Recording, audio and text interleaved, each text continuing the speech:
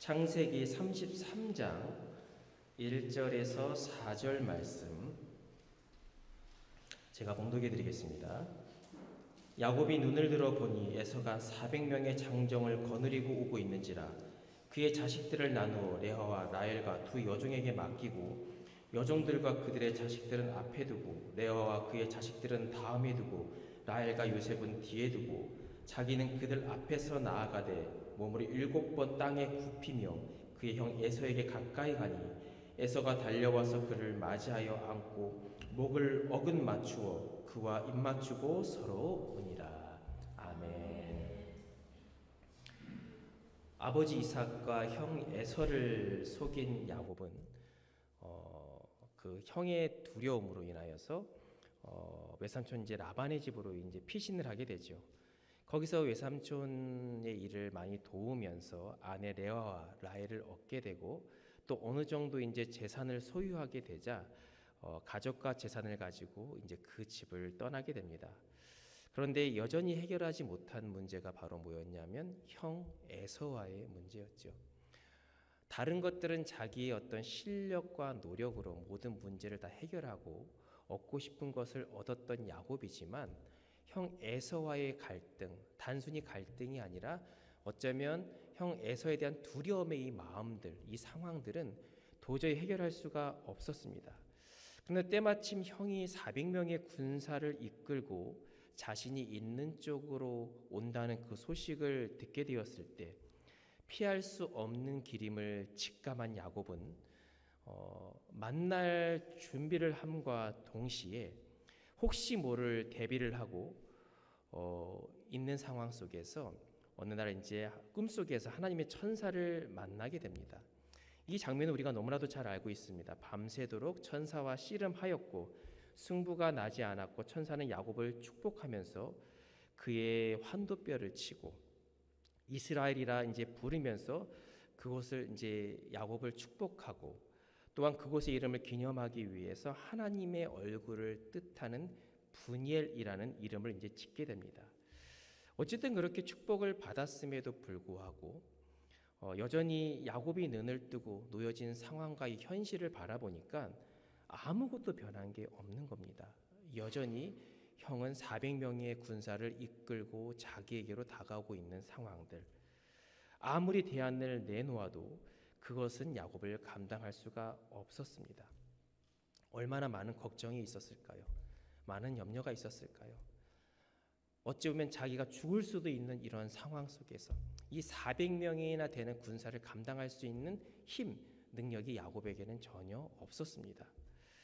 그렇게 에서와 야곱은 긴장 속에서 이제 만나게 되는데 근데 여기에서 이 3절의 말씀에 보면 야곱의 의외의 행동을 우리가 좀 엿볼 수가 있습니다. 오늘 본문의 3절 말씀에 보면 자기는 그들 앞에 나아가되 몸을 7번 땅에 굽히며 그의 형 에서에게 가까이 가니.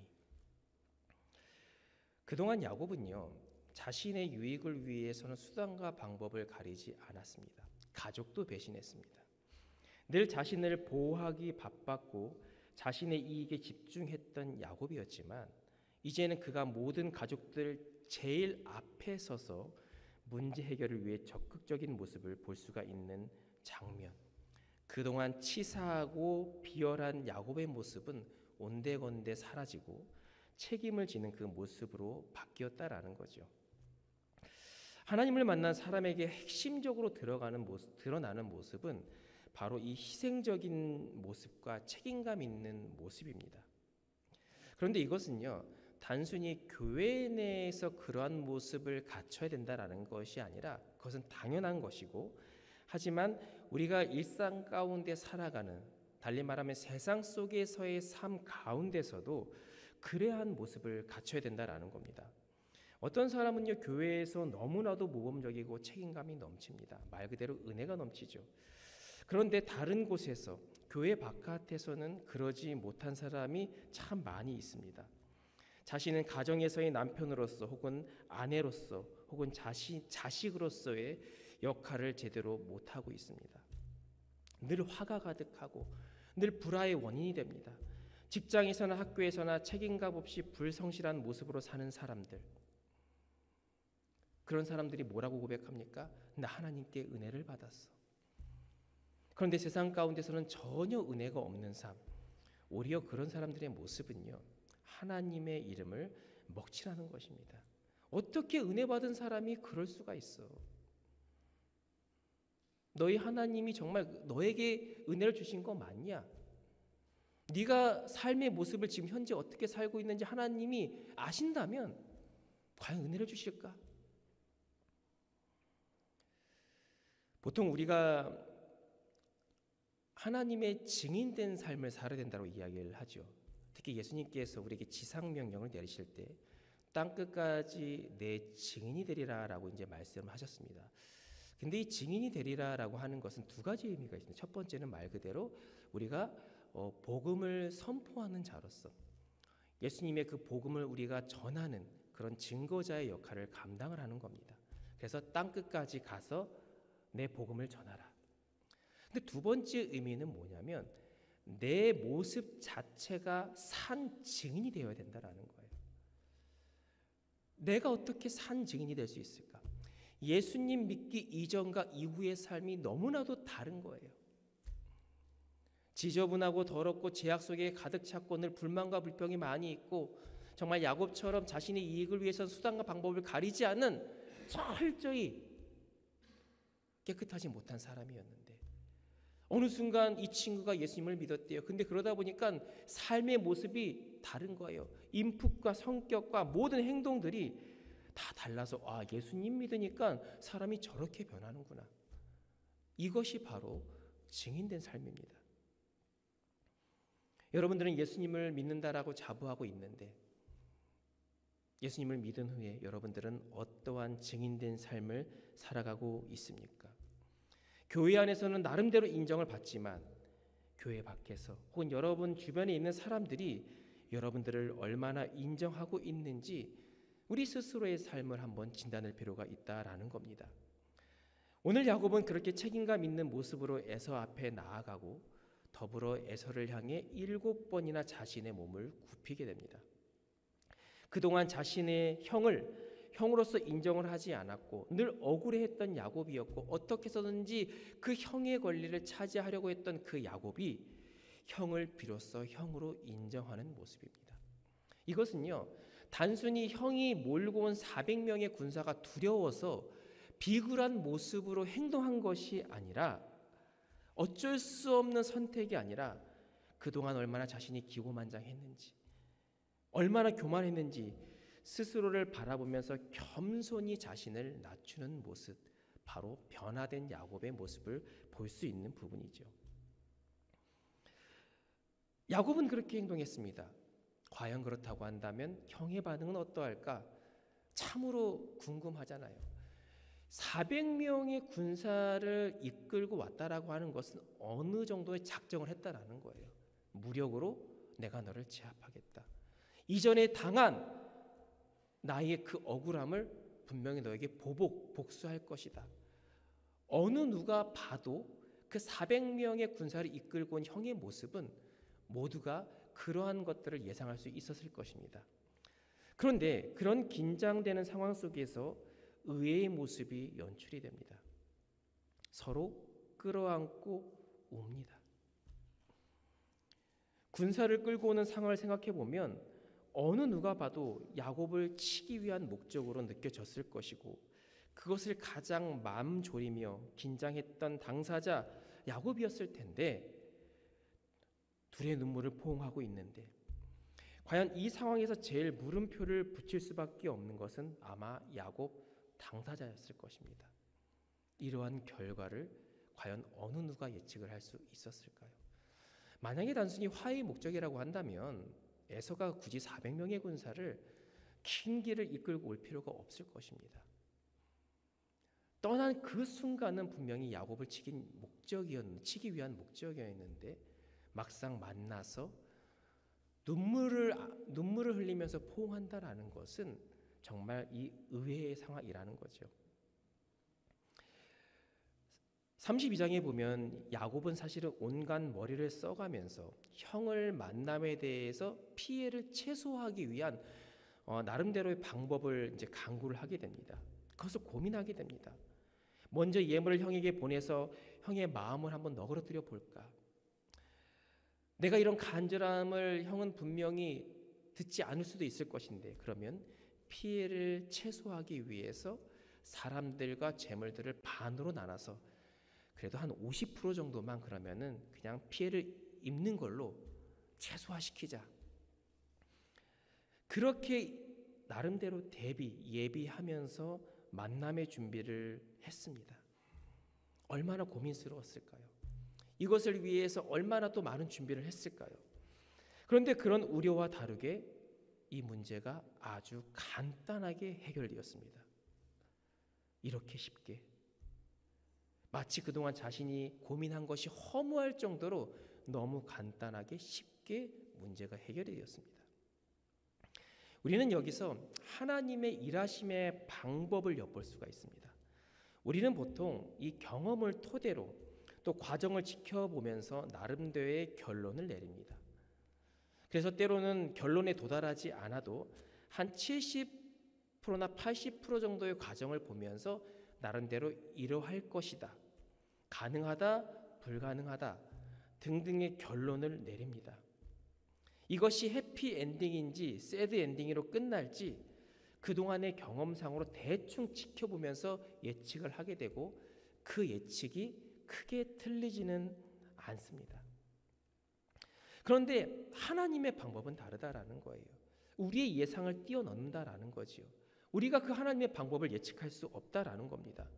모두가 포기하고 모두가 결론을 내어서 끝이야 라고 결론 지을 수밖에 없는 상황 속에서도 하나님은 그 상황을 역정시켜 주십니다. 또한 반대로요, 하나님 손에 그렇게 붙잡고 있다가 어느 정도 만족한 결과를 얻으니까 다 이루었도다라고 여길 수 있는 그런 상황이었는데, 그 하나님의 손을 놓아버리면 안도했던 그 상황이 뒤집힐 수도 있다라는 것이죠. 하나님께서 바라는 것은 무엇일까요? 지금의 형편과 상황이 어떻든 간에 동일하게 그분 하나님을 바라보고 믿기를 원하십니다. 당장의 실패가 눈앞에 보이듯 뻔한 상황이라도 하나님은 그래도 그 손을 놓지 않기를 바라신다라는 겁니다. 하나님의 약속을 받았던 야곱이지만 당장 눈앞에 놓인 형의 등장은 당연히 두려울 수밖에 없었을 것입니다. 어마무시한 군대를 몰고 온 형의 그 모습은 당연히 기가 죽을 수밖에 없고 더 이상 방법이 떠올리지 않고 두려움 그 자체였습니다. 과연 내가 살 수 있을까? 온전히 우리 가족을 지킬 수 있을까?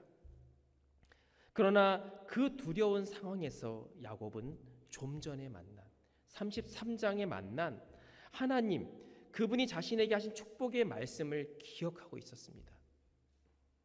그리고 그것이 기억에서 머물었던 것이 아니라 그 기억을 확신으로 바꿨습니다. 그것이 확신으로 바뀌니까 어떻습니까? 하나님이 그 상황을 개입하기 시작하셨어요. 실패 확률 99%에서 그 1%를 가지고 하나님께서는 바로 성공을 시키신 것이죠.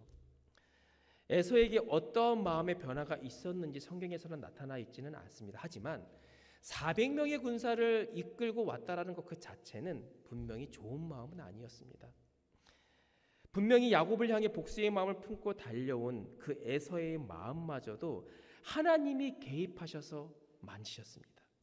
그리고 그 자리에서 야곱을 바라보고 끌어안고 아무 말 없이 계속 끌어안고 울면서 그동안 야곱이 과연 해결될 수 있는 문제일까? 수십 년 동안 고민했던 이 문제가 아주 간단하게 쉽게 해결되는 모습. 하나님 앞에 나를 내려놓으니까 나아가니까 하나님께서 그렇게 개입하셔서 그 인생의 문제를 아주 쉽게 해결해 주셨다라는 겁니다. 하나님께서 때로는 나를 만져주시고 나를 깨닫게 해주시고 나를 위로해 주시지만요, 또한 그 과정을 통해서 다른 이의 마음도 만져주십니다. 그리고 그렇게 온전한 관계로 하나님께서는 만들어주신다라는 거예요. 혹시 이 중에 사랑과의 관계 때문에 어려움을 겪고 있는 분이 계실지 모르겠습니다. 보통 우리는 뭔가 그것을 풀어보려고 많은 방법을 동원을 합니다. 하지만 그럼에도 불구하고 어떻게 시작해야 될지 엄두가 안 날 때도 분명히 참 많이 있죠. 두려운 마음이 있을 것이고 또 용기도 안 날 수도 있을 것이고 아니면 여전히 감정이 사라지지 않는 상태일 수도 있을 것입니다. 하지만 그때 내가 어떻게 할까 이전에 그 마음을 먼저 하나님께로 가져가시기를 바랍니다. 나의 마음을 위로하시고 상대방의 마음을 또 위로하시고 치료하여 주시고 그 모든 묶였던 얽혔던 감정들을 하나님께서 풀어주셔서 오늘 이 야곱과 에서의 장면처럼 모든 것들을 평온하고 화평케 하시는 하나님의 능력이 있음을 여러분들 믿으시기를 간절히 바랍니다. 야곱에게 있어서 가장 큰 문제는 뭐였을까 하면 바로 이 형과의 문제였을 거예요. 그렇게 인생의 가장 어려운 문제를 야곱은 해결을 받았습니다. 어찌 보면 말 그대로 기적이었죠. 하나님의 은혜였습니다. 여기서 그냥 잘 끝나고 이전의 고향으로 잘 돌아갔으면 참 좋았을 텐데 그 이후에 야곱이 하는 모습을 보면 오늘날 우리의 모습을 보는 것 같습니다. 과연 어떤 모습일까요? 그동안에 라반과의 갈등도 잘 해결이 되었고 야복강가에서 간절한 기도, 형 에서와의 만남과 화해 등으로 사실은 심신이 많이 지쳐있는 야곱의 상태였을 것입니다. 그래서 야곱은 그것을 회복을 위해서 이 숫곳이라는 곳에 머물게 됩니다. 또한 그곳은요 지리적으로 보면 많은 가축들을 관리하기 참 용이한 곳이었는데 그러면서 그곳에 머물면서 이전에 지친 마음들과 모든 상황들을 평온하게 정리를 하게 됩니다. 근데 거기서 계속 머물 수가 없어서 이제 이동을 해야 되는 것인데 근데 그때 이동한 곳이 어디였냐면 바로 이 세겜이라는 지역이었어요. 세겜은 지금의 머물고 있는 곳보다 뭔가 좀 더 번창한 곳이었죠. 살기 되게 용이한 지역이었습니다. 어느 정도 안정이 되자 이제 더 안정된 것을 유지하기 위해서 그 세겜이라는 곳으로 이제 장막을 옮기게 됩니다. 그런데 야곱이 사실 가야 한 땅은 이 세겜이 아니라 하나님과의 언약이 이루어졌던 이 베델로 가야만 했습니다. 창세기 28장 20절 이하에 보면 그곳에서 야곱이 고백한 내용이 나거든요. 하나님과 선한 내용이 나옵니다. 그 내용이 뭐였냐면 바로 지금 이곳이 이 베델이라는 곳이 아버지의 집이고 또 그곳이 내가 돌아가야 할 곳이고 또 그것에 지금까지 주신 모든 것에 대해서 10분의 1을 드릴 곳 그렇게 서원을 했습니다. 즉 현실의 안일과 만족에만 급급했을 뿐 가장 시급했던 하나님과의 첫사랑의 회복과 이전에 서원했던 것에 대한 이행하는 것에 대한 것은 무관심한 모습을 볼 수가 있는 부분이죠. 하나님께서 이전에 보호해 주셨고 400명의 군대를 만나고도 싸움 한번 하지 않고 그 위기를 잘 넘어가게 하셨는데 이제 그 문제가 해결되니까 어느 정도 안정되니까 이제는 내 힘과 내 방법으로 살아보겠다라고 다시 내 뜻대로 살아보겠다라고 하는 그 쉽게 고쳐지지 않는 야곱의 본성이 나타나게 된 것입니다. 이것이 우리의 모습과 비슷하지 않습니까? 문제가 터지면 하나님 앞에 간절히 기도하고 도와달라고 하고 그래서 그 문제가 해결되면 다시 내 주장이 강해지고 어느 순간 하나님을 향한 간절한 고백은 사라지고 그러다가 또 문제가 터지면 하나님 잘못했어요. 다시 기도의 자리로 예배의 자리로 돌아오는 모습들 지금까지 우리는 얼마나 자주 그런 모습으로 살아왔습니까? 사실 어느 정도 신앙생활을 하는 사람들은요 큰 어려움에 직면하게 되면 또 많은 문제가 터지면 기도를 합니다. 어떤 마음이든지 간에 누구나 다 기도를 해요. 그리고 주변 사람들에게 이 어려운 문제를 놓고 기도 요청도 합니다. 그렇다면 그 고통이 지나간 후에 내 삶은 어떠한 삶일까? 그때의 모습이 진짜 여러분들의 믿음의 현 주소입니다. 그렇잖아요. 정말 힘들고 어려울 때는 누구나 봐도 간절해 보여요. 방법이 없으니까 하나님밖에 없습니다. 누가 봐도 절실해 보이고 정말 하나님을 의지하는구나. 문제는 그 문제가 해결되었을 때의 모습이 어떠했느냐라는 거예요. 하나님은 야곱에게 복 주시기 위해서 싸움에 져 주시기까지 했습니다. 그를 다시 받아주시고 보호해 주셨습니다. 하나님께서 그렇게 그와 함께 하셨는데도 문제가 지나가자 하나님은 없고 또 예전과 똑같은 야곱의 모습이 나타났습니다. 내가 어찌할 수 없는 문제와 고통이 하나님의 능력으로 해결된 후에 정말 이것만 해결해 주시면 감사하겠다라고 외쳤던 그 기도가 놀랍게 응답받고 난 후에 우리가 가장 먼저 저지른 죄가 무엇인 줄 아십니까? 바로 옛 본성으로 돌아가는 것입니다. 기도할 때만큼은 모든 것들이 다 하나님에 의해서 될 것처럼 하나님만 바라보겠습니다. 하나님만 의지하겠습니다. 하나님을 위해서 살겠습니다라고 고백을 하는데 문제가 해결되니까 어떻습니까? 우리가 흔히 얘기하죠. 화장실 들어갈 때랑 나올 때가 다르다고. 마치 그러한 모습처럼 나에게 익숙하고 내가 가장 편했던 옛 모습으로 돌아가는 것. 많은 그리스도인의 모습이 그렇다라는 겁니다. 사실 야곱이요, 이 약복강가에서 천사와 씨름했던, 그래서 떠나는 천사를 끝까지 놓지 않았던 이유는 무엇입니까? 하나님의 복을 사모해서요? 그럴 수도 있겠죠. 하지만 그렇게 끝까지 놓지 않았다는 것은 뭐냐면 당장 이 문제가 해결되지 않으면 자기가 죽을 것 같으니까. 이 위기를 극복할 수 없으니까는 그 간절한 마음으로 붙잡은 거 해결해 주세요. 이거 아니면 난 살 수 없습니다. 근데 여러분들이 야곱과 같은 상황에 한번 놓여보세요.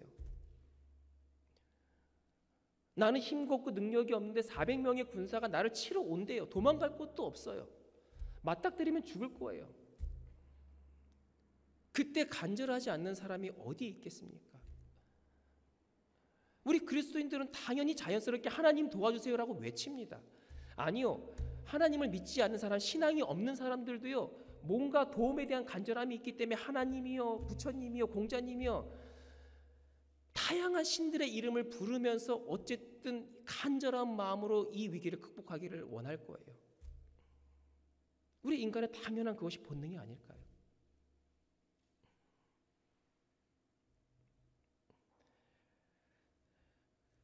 그런데 그 이유가 문제죠.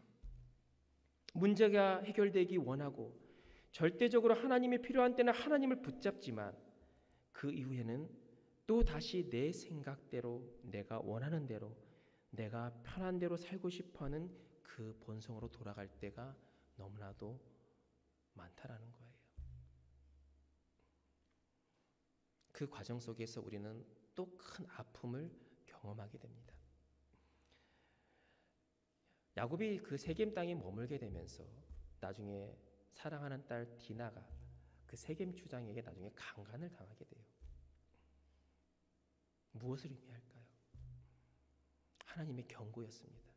네가 가야 할 곳으로 왜 가지 않고 네가 간절했을 때는 그렇게 나를 찾더니 내 뜻을 따르겠다라고 결심했더니 이제는 문제가 해결되니 왜 또 너의 편한 모습으로 살아가느냐? 더 이상 나에게 묻지 않느냐? 나를 위해서 왜 고민하지 않느냐? 이 자리에 모인 성도 여러분들, 우리가 은혜를 받아도요, 항상 은혜 안에 사는 것은 아닙니다. 말씀을 듣고 때로는 눈물을 흘리며 회개하지만 그렇다고 항상 말씀 안에 우리가 사는 게 쉽지는 않아요. 항상 깨어있지 않고 항상 그 간절한 때를 기억하지 않으면, 내가 하나님 붙잡은 때 그때를 기억하지 않으면 우리는 언제든지 옛 모습으로 돌아갈 수밖에 없는 연약한 존재임을 우리는 인정해야 됩니다. 그래서 우리는 무엇을 갈망해야 됩니까? 그때의 은혜, 그때의 간절함을, 또 그때의 감격을 우리는 잊지 말아야 된다는 겁니다.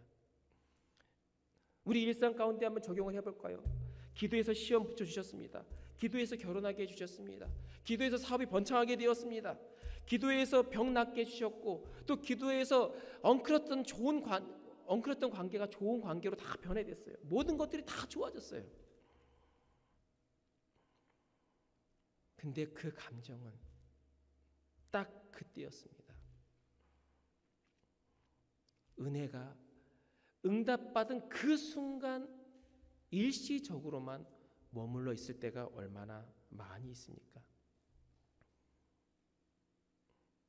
우리는 지금 이 순간에도, 평온할 때에도, 그래 그때 하나님께서 나를 도우셨지, 그래 그때 하나님을 향한 그 마음이 변하지 않아야지, 우리는 수시로 그 은혜를 되새겨야 함을 여러분들 기억하시기를 바랍니다.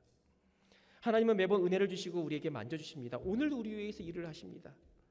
하나님의 말씀이 매주일 선포되어 우리에게 주십니다. 예배가 있고 은혜도 있고 감격도 있습니다. 그런데 우리의 문제는요, 그런 자리가 없어서가 아니다라는 겁니다. 우리는 이 경건생활이라는 명분 하에 기도도 하고 말씀 묵상도 하지만 가장 큰 문제는 여러분들 뭔지 아십니까? 이런 행위를 하지 않는 것이 문제가 아니라 내가 원하는 대로 살고 있음에도 불구하고 그것에 대해서 죄책감 없이 살고 있는 모습이 우리에게는 가장 큰 문제예요. 더 큰 문제는 뭔 줄 아십니까? 그렇게 살고 있는 모습이 마치 하나님도 그렇게 생각하실 거라고 자기 합리화시키는 그 신앙이 더 큰 문제예요. 그렇게 자기야 합리화시키는 신앙이 큰 문제가 이뤄내는 결론이 뭔지 아십니까? 자기의 죄성을 몰라요. 회개하지 않아요. 그리고 그 모습을 통해 남을 정죄합니다. 이것이 바로 은혜를 기억하지 못한 사람들의, 많은 그리스도인들의 모습이다라는 겁니다. 제가 말씀을 정리하겠습니다. 우리는 은연중에 하나님이 문제를 해결해 주시는 것을 너무나도 당연하게 생각하는 것 같습니다. 그리고 우리는 하나님을 대하는 방식이 우리 문제를 해결해 주시는 분으로 접근할 때가 참 많다라는 거죠. 광야에서는 당연히 주님을 붙잡을 수밖에 없겠지요. 야곱처럼 뼈가 어긋나도 하나님을 붙잡을 수밖에 없습니다. 왜냐? 방법이 없으니까. 지푸라기라도 붙잡는 심정으로 그것이라도 해야 되니까. 그런데 그 광야의 고통이 끝나는 시점에 하나님을 끝까지 기억하는 사람은 그렇게 많지 않은 것 같습니다. 그리고 무엇을 바라볼까요? 앞으로 누릴 행복한 일들만 꿈꾸고 기대하며 나아갑니다. 더 이상 문제 해결의 중심에 신앙생활을 여러분들 하지 마십시오.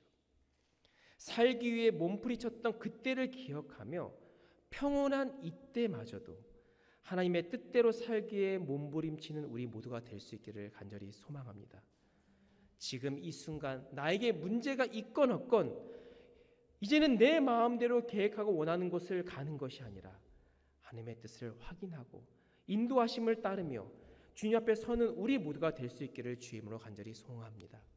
그래서 내가 어느 곳에 있든지 간에 무슨 일을 하든지 간에 지금 이전에 행하셨던 그 은혜를 날마다 기억하며 때로는 막막한 가운데 있음에도 불구하고 나를 결코 외면하지 아니하실 것이라는 그 확신의 마음을 가지고 늘 모든 것이 주님의 은혜였습니다.